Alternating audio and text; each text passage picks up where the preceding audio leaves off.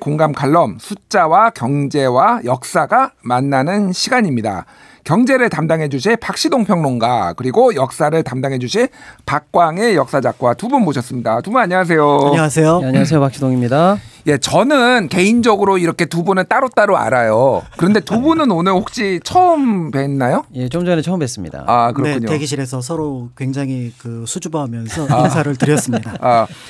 지금 뉴진스의 슈퍼 샤이가 나왔는데 혹시 MBTI가 어떻게 되시나요? MBTI는 잘 모르겠는데 네. 어쨌든 낯을 가리는 성향이라서 처음에는 좀 어렵지 않을까 이렇게 생각하고 일단 있습니다. E는 아니구나. 네. I구나. 박시동 평론가님. 저도 INTJ입니다. 아, 그렇군요. 근데 남들이 제가 I라고 그러면 아무도 안 믿어요. 안 믿어요. 저도 안 믿겨요. 네. 예. 누가 보더라도 E처럼 보이는데 후천적으로 만들어진 E고요. 사실은 혼자 있는 게 편한 그런 사람들이 굉장히 많으니까 그러니까 I냐 E냐를 구분하는 게 혼자 있는 게 편하냐 안 편하냐. 물론 사람들 만나서 얼마든지 I도 떠들 수 있거든요. 그런데 네. 혼자 있는 게 더 편하면 I고 아니면 E다 얘기하는데 저는 I의 성향을 가진 E다. 말씀을 드리도록 하겠습니다. 알겠습니다. 경제와 역사의 크로스. 사실은 어제도 제가 말씀을 드린 어제는 이제 저널리즘과 문학의 크로스였어요. 힘들었습니다. 근데 오늘은 조금 더 그거보다는 조금 난이도가 낮지 않을까. 지금 두 분의 입담에 제가 굉장히 좀 기대를 하고 있습니다. 자, 오늘 박시동 평론가 어떤 거 준비해 오셨죠? 뭐 요즘 모든 뉴스를 사실상 정하고 있는 하이브 민희진 공방. 이 부분 일단 먼저 좀 준비해봤습니다. 예, 뭐 요즘 그 민희진 대표 신드롬이다, 뭐 이렇게 얘기가 나오는 것 같아요. 그런데 이거를 지금 너무 이제 사람들이 뭐 소위 말해서 민희진 힙하다 뭐 이런 거에 좀 관심을 가지고 뭐 아니면은 뭐 비속어 섞은 거 막 이런 거 얘기를 하는데 이게 정작 뭔 내용인지를 모르시는 분들이 많아요. 우리 박시동 평론가께서 좀 압축해서 설명을 좀 해주시겠어요? 예, 하이브는 우리나라뿐만 아니라 거의 이제 세계적인 수준에 올라와 있는 굴지의 기획사고요. 하이브는 이제 자회사로 여러 이제 음반사를 두고 있습니다. 그래서 그 각 자회사별로 대표 연예인을 좀 독점적으로 관리하는 시스템, 이른바 멀티 레이블 시스템을 가지고 있는 회사예요. 예. 그래서 하이브 산하에 어도어라는 회사가 있는데 이 어도어가 좀 전에 우리가 노래를 들었던 뉴진스를 이제 소속으로 두고 있는 회사죠. 예. 뉴진스를 세계적으로 히트시킨 성공한 회사입니다. 그래서 이제 다 문제가 없는 줄 알고 있었죠. 성공 신화만 있는 회사인 줄 알았는데 지난 며칠 전이죠. 갑자기 하이브가 공식적으로 자료를 냈는데 우리가 뉴진스의 소속인 어도어를 감사한다라고 하면서 특히 이제 그 어도어의 대표였던 민희진을 대표를 상대로 경영권 탈취 시도가 있었다라는 충격적인 명분을 들고 이 감사를 설명하는 거예요. 예. 그렇게 해서 시장이 난리가 났었고요. 그에 대해서 이제 민희진 대표는 아니다, 경영권 탈취는 말도 안 되는 얘기고 내가 그동안 내 자식 같은 뉴진스에 대해서 다른 계열사가 거의 뭐 표절하다시피 한 거에 대해서 항의를 했더니 그거에 대한 불만으로 표적 감사 또는 누명으로 지금 현재 나를 올가매고 있는 것이다 라고 해서 공방정리 시작됐고요. 양측 다 물러서지 않는 선에서 배임으로 하이브는 이제 민희진 대표를 고발하기도 했고 민희진 대표는 공개 기자회견을 통해서 억울함 더하기 그동안에 쌓아왔던 모든 하이브에 대한 불만까지 다 터뜨리면서 논쟁이 한층 격화되고 있는 상황인데 이제 점점 얘기가 이제 더 뜨거워지면서 둘 간의 보상 문제, 계약 문제, 뭐 경업 금지 문제냐, 풋옵션이냐 하는 듣기 어려운 얘기까지도 점점 번져가고 있는 중입니다. 풋옵션 뭐 얘기가 나왔는데 그러니까 그 어도어를 만들면서 여기에서 뭐 풋옵션을 줘가지고 이거를 뭐 몇 배인가요? 뭐 몇 배? 10배? 뭐 20배? 뭐 이렇게 받기로 했다. 이게 올려야 되네 말아야 되네 뭐 이런 얘기들이 나와요. 결국은 이게 돈 얘기구나. 저는 이렇게 이해를 했는데 맞습니까? 맞습니다. 뭐 뉴진스의 카피 문제 이런 이미지적인 문제는 문화적으로 일단 논외로 빼고요. 핵심은 이제 돈 문제다라는 게 사실 이제 다시 한번 지금 이제 여론의 중심으로 떠오르고 있는데 무슨 돈 문제가 있어라고 이제 돈 문제를 국한해서 보면 161억 원의 자본금으로 출발한 어도어에 대해서 이제 뉴진스를 성공시키고 나니까 민희진 대표가 성과급 개념이죠. 보상을 요구했습니다. 그래서 하이브가 18% 처음엔 20%였는데 좀 쉽게 설명드리려고요. 요즘 기준으로 그냥 18%에 해당하는 어도어 주식을 싸게 살 수 있는 권한을 줘서 민희진 대표가 주당 2,000원도 안 되는 싼 가격에 일단 18% 지분을 같습니다. 그게 상장되기 전이고 그리고 적자를 본 상황이어서 그런 거죠? 그렇습니다. 그게 지금도 거죠? 계속 비상장이고요. 예. 예. 그래서 일단 대충 뭐 18%를 굉장히 싸게 얻은 것 자체가 일단 1차적으로 혜택이죠. 우리가 공정 가격을 평가한 것보다 굉장히 싸게 2,000원도 안 되는 가격에 너가 사가 이렇게 기회를 준 거니까 이게 1차적인 포상 규모라고 보시면 되겠습니다. 거기서 만족이 안 되고 이제 민희진 대표는 이 18%를 가지고 있는 주식에 대해서 쭉 가지고 있다가 그중에 18% 중에서 13%는 나중에 내가 하이브에 되팔 수 있는 그러니까 어도어에 되팔 수 있는 권한을 줘라고 해서 이른바 풋 옵션이 이제 양측이 합의가 됩니다. 예. 그런데 이제 그러면 얼마에 되팔 수 있느냐가 이제 또 문제가 될 거 아니에요. 그렇죠. 현재 현재 나오고 있는 계약 관계는 영업이익을 기준으로 해서 뭐 전년도 올해 해서 영업이익을 기준으로 해서 영업이익의 13배를 한 가격을 놓고 그걸 적정 가격이라고 하고 그중에 13% 이걸 현금화한 금액을 풋옵션 가격으로 한다라고 합의가 되어 있었던 거예요. 근데 민희진 대표에는 그거 너무 부족해. 나의 뉴진스의 성공 신화를 봐. 이거 30배로 올려줘. 라고 양측 간의 협상 과정에서 의견이 나왔던 모양이에요. 그러니까 하이브 입장에서는 지금 있는 걸로도 계산해서도 지금 현재 시가로도 1,000억이 넘는데 앞으로 회사는 영업이익이 더 커질 거 아닙니까? 큰 탈이 없다면. 그럼 거기에다가 다시 30배를 곱한 가격을 모수로 잡는다면 거의 3,000억에서 4,000억까지 올라가. 그러면은 방시혁을 제외하고는 우리나라 엔터 거의 최고 부자나 마찬가지다. 이 정도의 막대한 보상을 어떻게 들어주겠어라고 해서 협상이 어긋났다. 뭐 이런 지금 얘기가 나오고 있습니다. 그래서 풋옵션을 둔 공방이 결국에는 서민들로서는 상상할 수 없는 수천억대 돈 문제 아니냐. 이런 식으로 얘기가 흘러가고 있는 거죠. 그렇군요. 예. 결국은 돈인데 결국 얘기를 들어보면은 민희진 대표가 또 이렇게 얘기를 했어요. 가만히 있어도 1,000억 원 번다. 그게 무슨 말인지 알겠네요. 그러니까 네. 지금 기존 계약대로 했어도 1,000억 원 버는 건데 나는 3,000억, 4,000억을 원해라는 건데 가만히 있어도 저한테는 1,000원도 안 들어오거든요. 그렇죠. 예, 뭐 우리 박광일 작가님은 어떻게 들으셨습니까? 그러니까 저는 그 돈 문제는 사실은 거의 생각을 하지 못했습니다. 이 정도 큰 규모의 돈이라는 걸 생각을 못했고 이제 K-팝 시장이 크다고는 생각을 했었지만 이 안에서 이렇게 큰 규모의 어떻게 보면 경제적인 가치가 오고 간다라는 생각은 못했는데 지금 이제 말씀하시는 거 들어보니까 생각보다 규모가 컸고 한편으로는 이것이 제가 알고 있는 어떻게 보면은 엔터라는 걸 넘어서서 산업 쪽에 조금 더 어떻게 보면 좀 발을 들여놨구나라는 생각이 들어서 조금 놀란 부분이 있었죠. 그렇군요. 이제 역사 얘기를 좀 해봐야 될 것 같은데 지금 사실상 이제 이게 연예기획사에서 얘기가 나온 건데 과거에도 이런 식의 연예기획사가 있었다라는 얘기를 제가 오늘 대본을 보고 처음 알았습니다. 그런데 그때도 이렇게 막 산업화되고 막 돈을 많이 벌고 뭐 이런 거였나요? 그 역사를 좀 얘기해 주시죠. 일단은 이제 정근대 역사하고 근현대 역사하고는 자본주의 체제라는 관점에서 재생산 구조가 없습니다. 그러니까 더 나아가서 돈으로 투자를 해서 그걸 더 크게 확산시키는 방법이 없었기 때문에 그 당시는 이제 문화나 권력이 가지고 있었던 것이 경제적인 가치로 평가를 될 수 있다. 이렇게 볼 수 있을 것 같고요. 예. 그럼에도 불구하고 조금 비슷한 부분을 찾는다면 지금 말씀하셨던 것처럼 어떤 연예 산업이라고 할 수 있는 부분들을 어떻게 보면 기획자로서 부흥시킨 존재는 찾을 수 있겠다. 누군가요? 대표적으로 이제 고창에서 활동했던 동리 신재효라고 하는 분인데요. 예. 아마 교과서에서 많이 들어보셨던 인물입니다. 판소리를 정비한 분. 그래서 이제 판소리가 12마당 있는데 그걸 6마당으로 정비했다. 교과서는 이렇게 나오거든요. 예? 판소리 아버지입니까 이분이? 판소리의 아버지는 아니고 어떻게 보면 계승자, 중간자 이렇게 볼 수가 있는데 숙종연간에 이제 판소리가 일정하게 민중들한테 퍼져나가면서 굉장히 엔터 산업으로서의 모습을 보여주게 됩니다. 예. 그러면서 순조연간에 팔명창이라고 하는 어떻게 보면은 8분의 명창이 등장을 함으로써 전국적인 인기를 얻게 돼요. 요거를 신재호 선생이 보고 있었던 거죠. 고창에 굉장히 부자 아전이었던 중인이었던 신재호 선생이 볼 때 이 판소리가 향후에 조선의 큰 어떤 문화가 될 수 있겠다라고 판단해서 거기에 끼어들어 가지고 자신의 집이 한 2,000평 정도 되거든요. 예. 2,000평 정도 되는 집에 수십 명의 문화생을 불러서 판소리를 정비하는 것을 넘어서서 가르치고 그거를 확산시켜 나가는 과정을 만들어내게 됩니다. 그러면서 순전연간의 팔명창이 신재호 선생하고 대표적으로 활동을 하게 되는데 많이 들어보셨을 거예요. 이날치. 이날치 법 내려온다. 예, 이 시기에 활동했던 명창의 이름을 현재 가수가 다시 가져온 거거든요.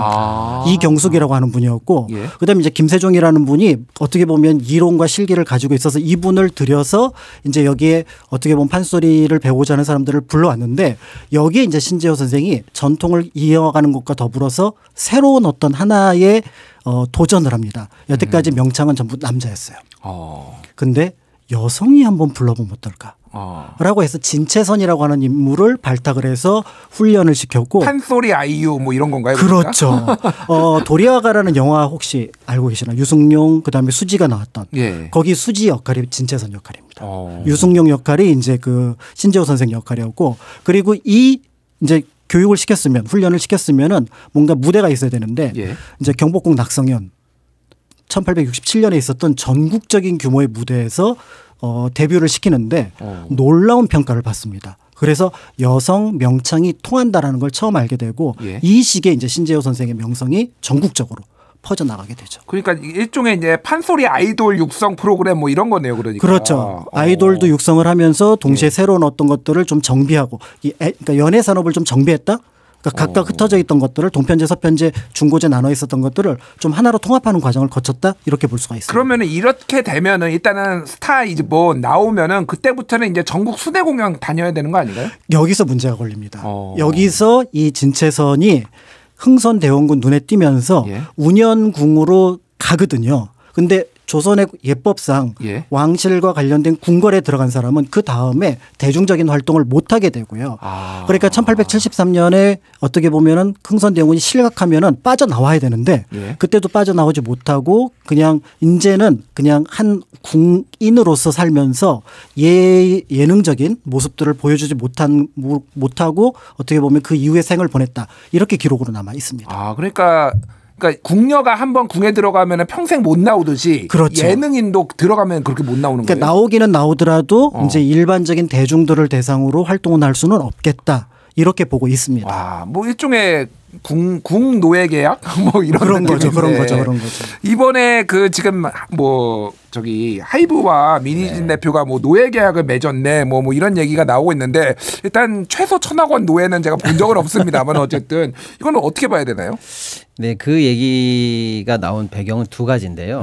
하나는 우리가 그 어떤 임원이나 아주 중요한 기술을 가지고 있는 사람들에 대해서는 회사가 계약을 하면서 우리랑 경쟁이 있는 경쟁 관계에 있는 다른 일을 못하게 한다. 이걸 우리 상법상 경업 금지라고 하거든요. 그런 규정을 두고 있고 그런 그 각 계약을 하기도 합니다. 이건 아주 정상이죠. 그렇지 않겠습니까? 그렇죠. 예, 회사의 독점적인 정보를 갖고 있는 사람이 다른 회사에 바로 가가지고 취업한다. 이게 JYP 가서 갑자기 육성할 수는 없는 말도 거 안 아니에요? 되는 얘기죠. 그래서 경업 금지에 대한 여러 가지 근로계약상에 제한을 두는 거는 정상인데 보통 업계에서 정상으로 보는 거는 6개월 정도입니다. 예, 보통 경업금지 계약이요. 근데 그것보다 넘어서면 무효가 될 가능성이 많아요. 그런데 대표이사급이거나 아주 파워맨이면은 2, 3년까지는 괜찮습니다. 판례상으로는요. 그런데 여기서 이제 그 민희진 대표는 하이브와 경업금지 계약을 5년으로 설정한 걸로 나와요. 그러니까 나는 너무 과도하다 이런 얘기가 한 번 나오는 거죠. 근데 여기서 이제 하이브가 직접적인 변명을 하지 않았습니다만 이제 업계에서는 2년이 보통 사실상 판례적으로 맥시멈인데 5년은 과하다는 평가에 대해서 실제로 그렇지 않다. 왜냐? 이게 과하다 안 과하다의 판단 기준은 두 가지인데 하나는 이렇게 과한 제한을 해도 보상이 충분하면 괜찮은 거 아닌가. 이렇게 해서 보상을 적절히 했느냐인데 방금 말씀하신 것처럼 1,000억, 2,000억, 3,000억 이 정도의 보상이면 5년 제한 충분하다. 이렇게 판단될 여지가 있다 이거고 또 하나는 이 사람이 독점력, 파워 랭킹이 크면 클수록 경업금지 기간이 길어도 괜찮습니다. 근데 민희진 독보적이다라고 인정하면 거꾸로 그 자기의 경업금지 기간이 늘어나는 게 정상이라고 받아들여줘야 돼요. 그러니까 이제 하이브 입장에서는 이 모든 조건을 가능하기 때문에 5년 정도는 괜찮다 이렇게 한 거죠. 자, 그다음에 또 하나는 아까 18%를 주식을 받았는데 13%는 풋옵션이 있었어요. 근데 나머지 5%는 풋옵션이 없어요. 그럼 이 5%를 그냥 그대로 들고 있어도 되고 시장에 팔아야 내가 누구한테 팔 수도 있을 거 아닙니까? 근데 이렇게 팔 때 하이브가 동의 조건을 걸어놨어요. 그래서 내 허락 없이 내가 동의하지 않는 사람에게는 못 판다 이렇게 되어 있습니다. 그 이유는 간단하죠.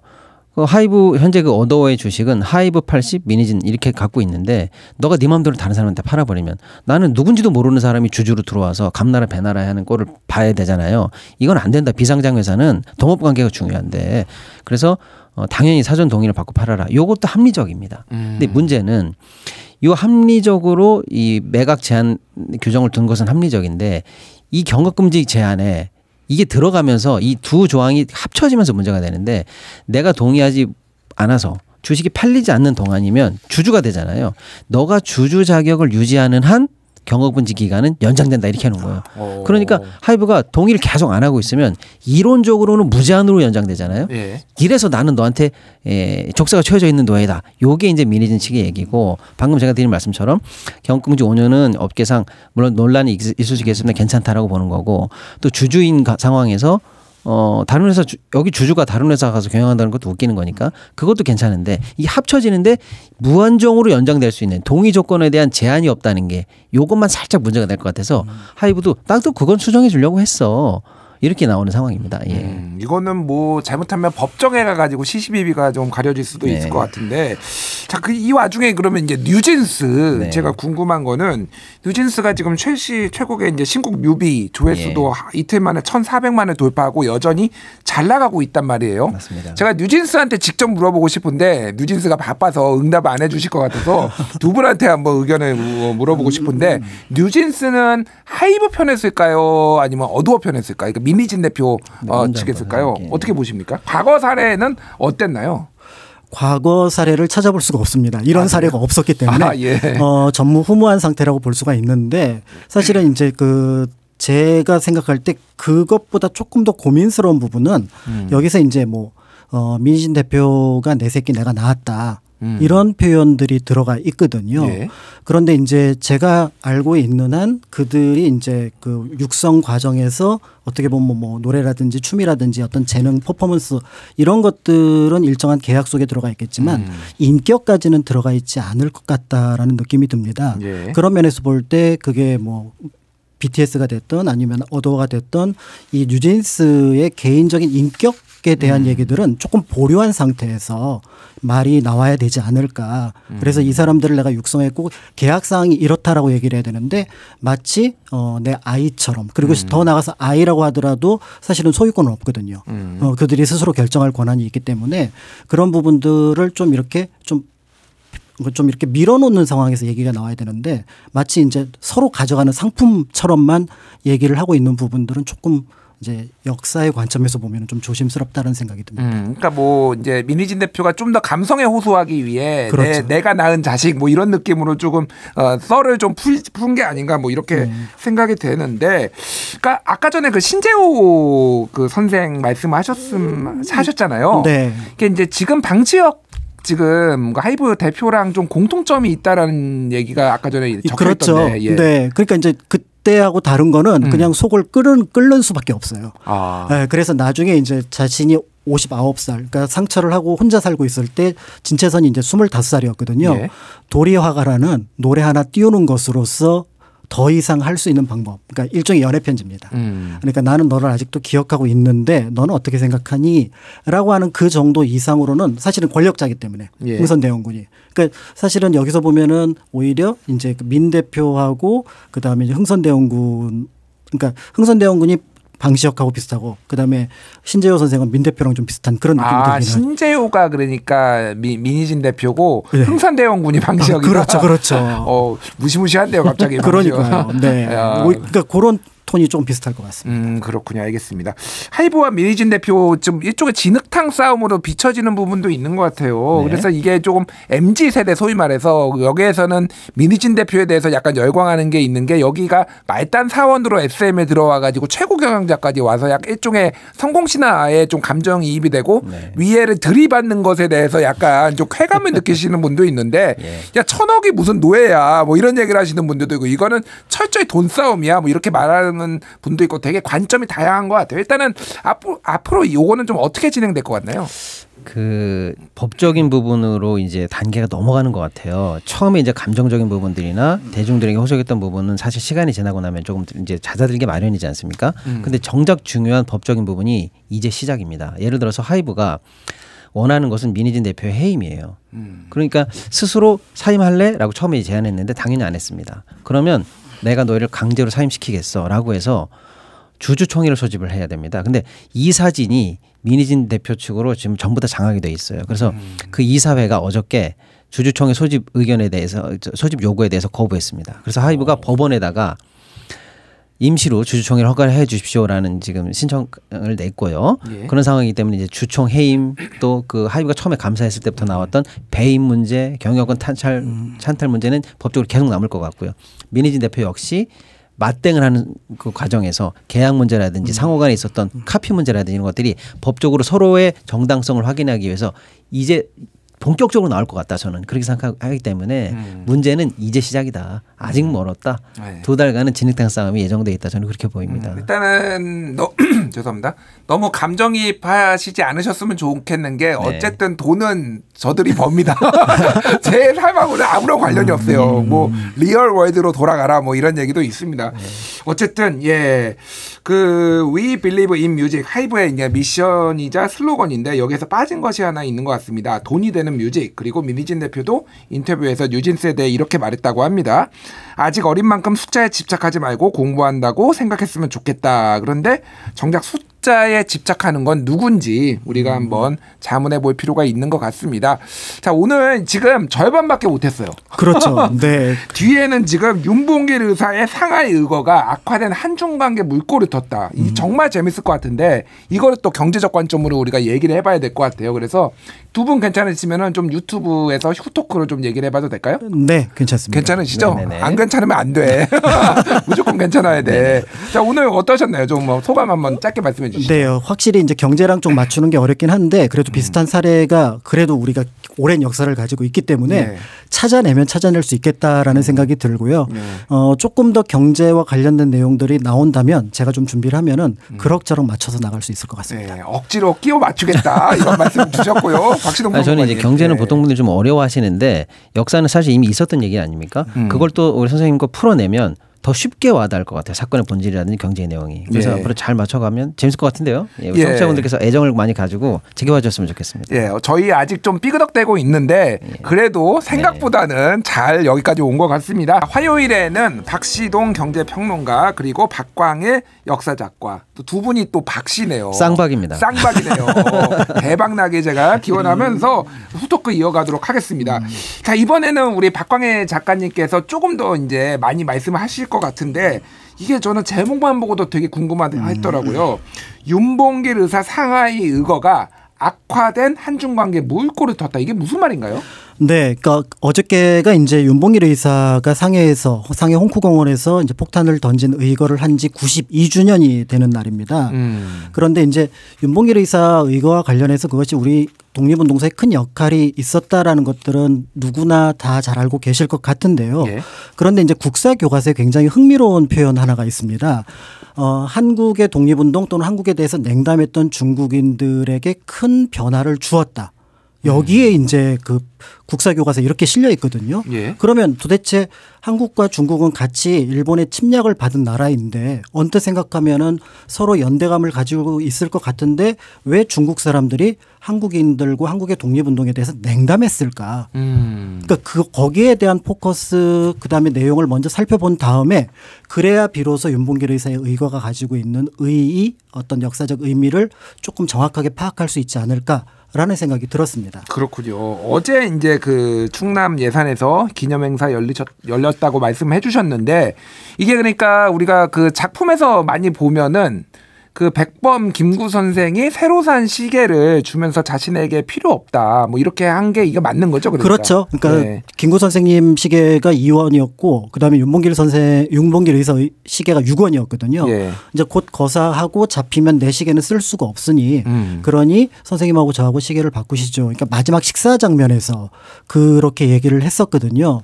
한편으로는 자기 자식 같은 윤 의사를 보내는 김구 선생의 애틋함. 또 한편으로는 윤봉길 의사의 어떤 뭔가 결단 이런 것들을 이제 거기서 느낄 수 있고 이 시계는 지금도 전시가 되어 있어서 지금도 있어요? 예, 그 백범 기념관에 전시가 되어 있거든요.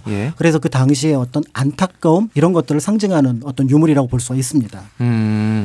그 윤봉길 의사 의거에 이제 조선보다 더 열광을 했다. 중국이고 우호 관계가 이제 변했다라고 말씀하셨는데 이게 만보산 사건으로 거슬러 올라가야 된다 이런 얘기가 있는데 이게 무슨 사건인가요, 이게? 그러니까 이제 1931년 7월 달에 있었던 사건입니다. 이 사건은 그 길림성 장춘 근처 만보산에서 일어난 사건인데요. 예.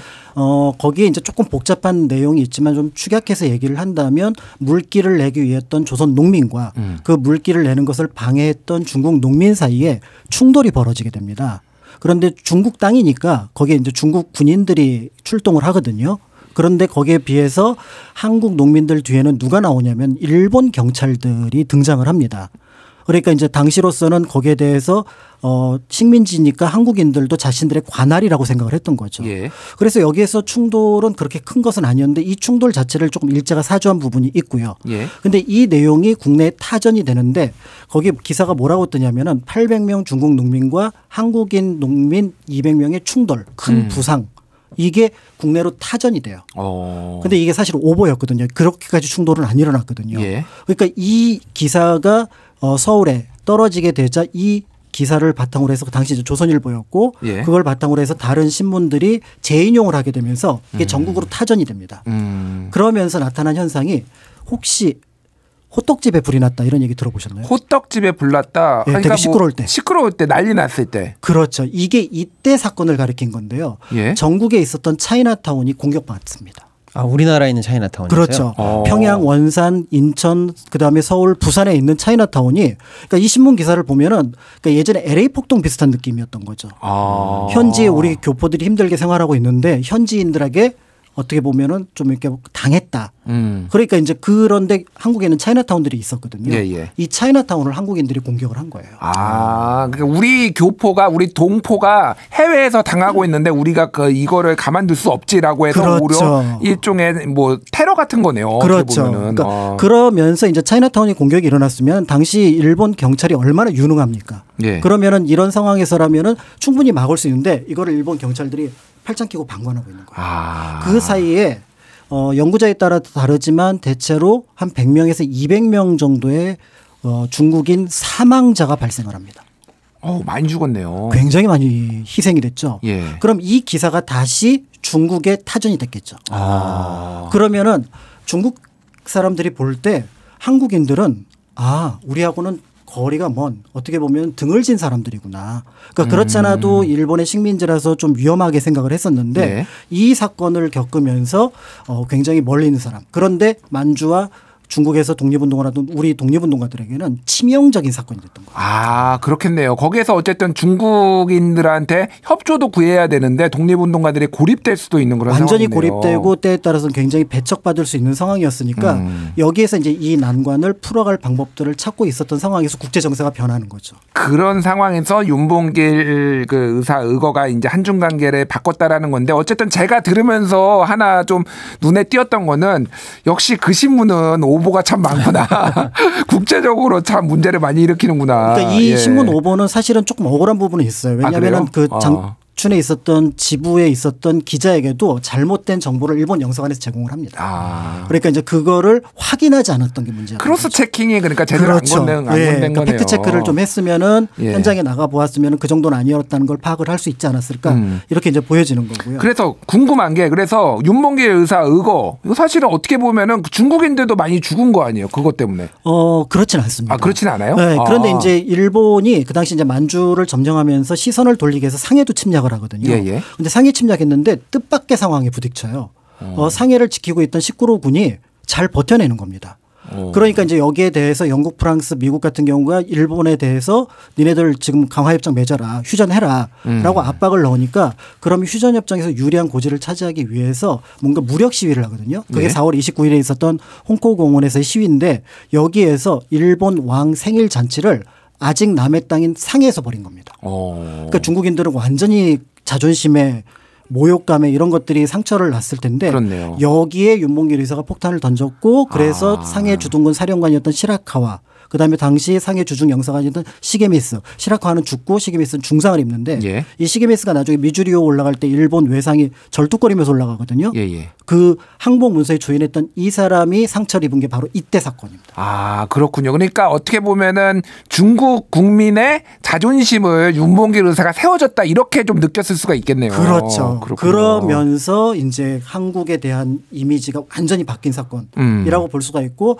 이걸 계기로 이제 비공식적인 루트를 통해서 중국 국민당 정부가 대한민국 임시정부의 가치를 파악하고 이제 아직까지는 공식적이진 않지만 계속해서 물밑 접촉을 통해서 지원을 받게 되면서 그 이후 한 17년 동안의 역사가 그러니까 더 이어질 수 있는 13년 동안 역사가 더 이어질 수 있는 그런 바탕이 만들어졌다고 볼 수 있습니다. 그러니까, 저는 우리 입장에서 윤봉길 의사의 의거에 대해서는 많이 배웠고 우리 입장에서 얼마나 의로운 행동인지는 알고 있는데 또 역사책에서 보면 그게 중국인들의 마음을 돌렸다. 여기까지는 알았거든요. 근데 생각해 보니까 돌렸다는 건 돌리기 전에 어디로 잘못 돌아갔다는 거 아닙니까? 한중 관계가 안 좋았다라는 그거를 거죠. 몰랐었어요. 근데 작가님 설명해 주시니까 그 의미를 알게 되고 더군다나 우리에게도 의미가 있었지만 중국인에게도 자존심을 회복시키는 굉장히 큰 사건이었다. 그렇죠. 이제 의미가 좀 복합적으로 와닿네요. 그렇군요. 네. 제가 이제 자연스럽게 우리 박지동 평론가님께 한중 관계에 대해서 여쭤봐야 될 것 같아요. 지금 그러니까 옛날에도 어쨌든 좋았던 때도 있고 중국하고 안 좋았던 때도 있고 하지만은 이런 역사적 사건으로 좀 가까워지기도 하는데 어쨌든 지금 전체적인 평가는 한중 관계가 좋지 않다. 정치적으로도 좋지 않고 경제적으로도 좋지 않다라는 건데 작년에 특히 한중 수교 31년 만에 처음으로 우리나라가 지금 대중국 무역 적자를 기록을 했잖아요. 네. 이것도 굉장히 역사적인 사건이다 이렇게 경제 쪽 전문가들은 말씀하시는데 지금 어떻게 지금 보고 계신가요? 한마디로 말씀드리면 아까도 그 일본의 이간질 때문에 한중 관계가 멀어졌는데 이걸 다시 비슷하게 해본다면 일본은 아니지만 미국이라는 강대국의 정책에 따라서 한중 관계가 우리가 그 이간계 때문에 멀어진 것처럼 지금 미국의 대외 정책에 우리가 무비판적으로 우리가 흡수되면서 경제적으로 오히려 우리가 이간계에 놀아놓을 것처럼 한중 관계가 멀어졌다. 경제적으로 특히 방금 앵커님 말씀하신 것처럼 그래서 30년간 우리가 사실은 중국 관련해서 수교 이후에 흑자국이었는데 드디어 적자가 됐고요. 우리의 이제 순수출도 중국 비중보다는 이제 미국 비중이 올라가는 상황까지 벌어졌습니다. 경제적으로는 근데 이게 단순히 뭐 수치가 낮아졌냐 좋아졌느냐가 문제가 아니고요. 세계의 3대 시장이라고 보면 이제 미주 시장이고요. 유로존이 하나 있고 그다음에 중국입니다. 근데 중국 시장을 놓치고서는 경제적으로 부흥이 안 돼요. 우리는 아시겠지만 수출이 8, 내수가 2인 절대적으로 수출 국가였는데 수출 시장의 세계 시장의 3대 30%를 날리고서 경제가 좋아질 리가 없지 않습니까? 그래서 현재 우리가 굉장히 안 좋은 경제 상황이 놓인 것도 사실은 대중관계, 대중무역의 실패, 적자 여기서부터 비롯된 것이거든요. 그래서 그 윤봉길 의사의 의거처럼 다시 뭔가 전환점이 될 수 있는 사건이 경제적으로도 일어났으면 좋겠다는 생각이 순간적으로 스치네요. 예.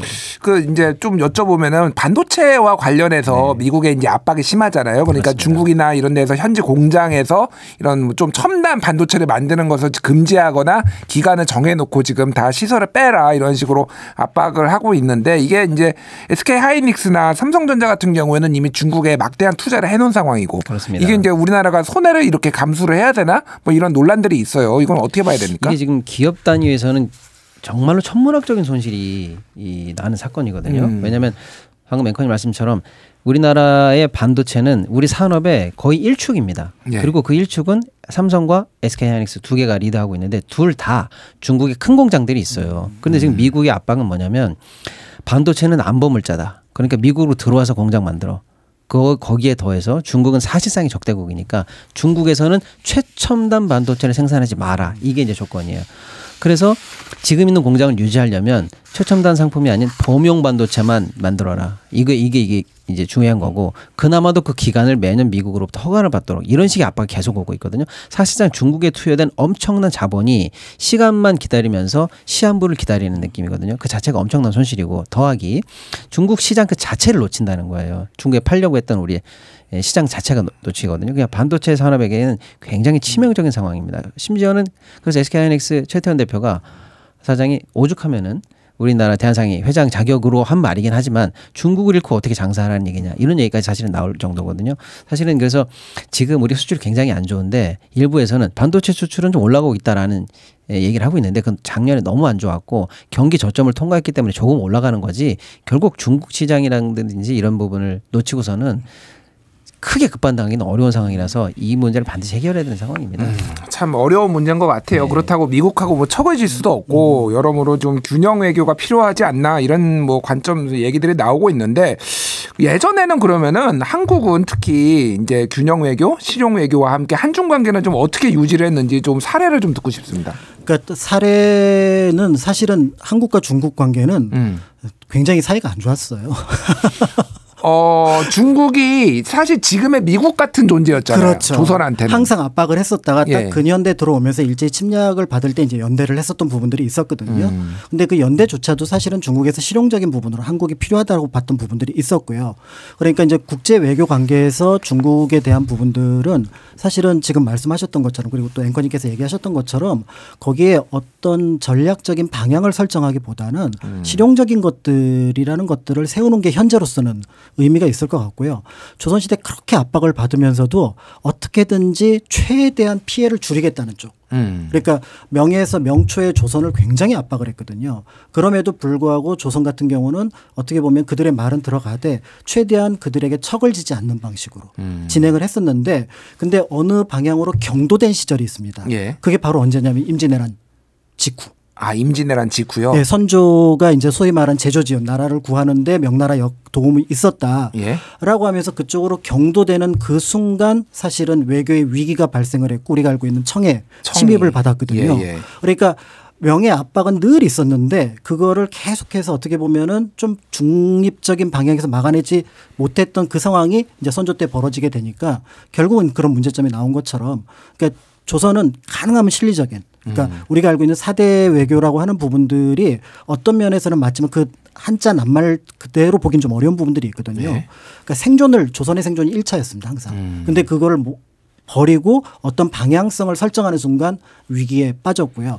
청에 대해서도 계속해서 이제 반발을 했었잖아요. 예. 근데 18세기에는 북학이라고 그래갖고 청나라 배후자라고 그래갖고 사실은 그들이 소수자였고 또 때에 따라서는 굉장히 탄압을 받았거든요. 근데 일정한 청에 대한 방향성이 생겼던 19세기 말에는 또 그게 문제가 돼버려요. 아. 그러니까 어떤 방향성을 두지 않고 필요하냐 필요하지 않느냐를 놨을 때는 어떤 외교에 큰 문제가 없었는데 이제 이거를 필요하냐가 아니라 옳으냐 그르냐를 가지면 거기서 문제가 발생을 하는 상황. 소위 말해서 이념지향적인 외교를 했을 때 그때 리스크가 지금 당장은 발생하지 않더라도 추후에 리스크가 상당히 커질 수 있다. 뭐 이런 얘기네요. 그러니까 역사적으로도. 굉장히 커지죠. 그래서 이제 조선이 가지고 있었던 이 이념지향적인 부분들이 제거됐을 때가 건강했었고 그런 것들을 사실은 고려라는 나라는 굉장히 잘 보여준 나라라고 볼 수가 있습니다. 거기는 이념 그런 거 별로 없습니다. 이익이 되는 것, 실리가 되는 것, 때에 따라서는 오랑캐라도 고개 숙일 수 있다. 그래서 금나라의 고개 숙이거든요. 금나라 고개 숙이고 뭐 거란하고도 화친했다가 네. 또 협상도 하고 전쟁도 하고. 거란한테 완벽한 승리를 거뒀음에도 거란의 연호를 받아들여서 소위 예. 말해서 거란의 그러니까 출구를 만들어줘서 더 이상 이제 전쟁 침략이 없도록. 이게 고려의 방책임이었거든요. 이제 그런 것들하고 비교해 보면은 조선도 대체로 잘했지만 몇몇 부분에서 이념지향적으로 가면서 문제가 됐던 부분. 알겠습니다. 이제 역사에서 우리가 배웠고, 역사적으로 실사고시 실용주의를 배워야 된다라고 너무 좋은 말씀 해주셨잖아요. 예. 우리만 안 배우고 다른 나라는 다 배운 것 같아요. 아, 그래요? 예, 미국 심지어 이제 중국에 대한 포비 정책을 하고 있는 미국조차도 예. 경제는 실용적으로 가고 있고요. 일본도 미국 편에 들어서 외교 정책을 거의 미일 합일 수준으로 가면서도 사실은 교역량이 늘고 있습니다. 그리고 반도체 관련한 장비의 최전선에서 그 첨단 반도체 수출에 대해서 미국이 통제하고 있는 ASML조차도 중국에 수출할래 심심할 때마다 계속 그렇게 미국이 압박을 넣고 있는 상황이거든요. 예. 우리인데 그리고 심지어 지금 상해 모터스 주간이에요. 일론 머스크가 상해 가 있었어요. 지금 갔어요. 그런데 우리는 예를 들어서 이 난리통인데 이재용 회장이 중국 갔다 온 게 늘 비공개예요. 예. 그러니까 좀 정치적 그렇습니다. 부담을 느끼는 건가요? 그러면 예. 그렇게 추론이 되는 거죠. 그렇습니다. 그러니까. 그리고 그런 결과가 어떻게 나오냐? 결국 중국 사람들 입장에서도 아까 우리가 뭐 만보산 사건 얘기했습니다만 마음으로 얻는 게 사실은 또 중요할 수도 있거든요. 중국 소비자라는. 그래서 지금 갤럭시, 삼성 핸드폰 점유율이 중국에서 0이에요.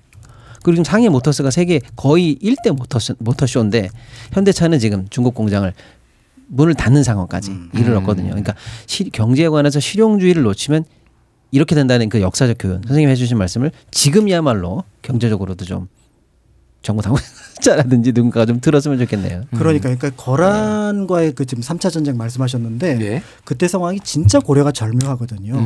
그러니까 이제 거란에 대해서는 일단 우리가 전쟁에서 완벽하게 승리했지만 거란의 연호를 씀으로써 거란의 승리를 인정해 주는 방식으로 끌고 가는데 그런 어떤 상황들을 알고 있으니까 송나라에서 더 이상 고려에 대해서 거란과 싸우거나 적대적으로 하는 것들을 원하지 않습니다. 3번이나 25년에 걸쳐 싸웠으면 충분히 싸웠거든요. 예. 그러니까 역설적으로 고려는 송에 대해서 얻을 거는 다 얻을 수 있는 상황이었고요.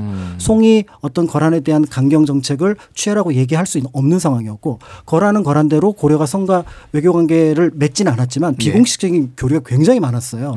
그래서 송나라의 소동파 같은 경우는 고려랑 외교 관계 끊어라. 우리에게 뺏기는 것만 진짜 얻는 것이 없다. 고려에서는. 이렇게 얘기를 할 정도였지만 그런 어떤 실리를 가져갔던 면들을 생각해 보면은 그러니까 겉으로 뭔가 얘기를 하는 부분이 있어도 뒤로 어떤 그 생각할 거리를 만들어줘야 되는데 그런 부분이 없이 어느 한쪽으로 경도되었을 때는 우리의 패가 너무 뚜렷하게 보이지 않을까. 그런 부분이 좀 아쉬운 부분입니다. 알겠습니다. 오늘 역사에서도 배우고 최근에 지금 경제 상황에서도 많은 좀 교훈을 배운 것 같은데 뭐 여러 가지 이제 뭐 어떤 이념이나 어떤 국가의 방향성도 중요하지만은 결국은 각자 실리를 챙기고 있는 이런 외교 이런 것들을 우리가 좀 다시 한번 직시해봐야 되지 않을까 그런 생각이 듭니다. 오늘 두 분 괜찮으셨죠? 앞으로 계속 하셔도 뭐 다투거나 그러시지 않으실 거죠? 예. 워낙 잘 정리를 해주셔가지고 예. 저는 쫓아가기만 하면 될 것 같습니다. 아, 그러니까요. 많이 배웠습니다. 예, 저도 좀 두 분한테 많이 배웠는데 다음 주가 더 기대되는 화요일에 공감 칼럼 시간이었습니다. 지금까지 박시동 경제평론가, 박광일 역사작가와 함께했습니다. 두 분 감사합니다. 감사합니다. 예.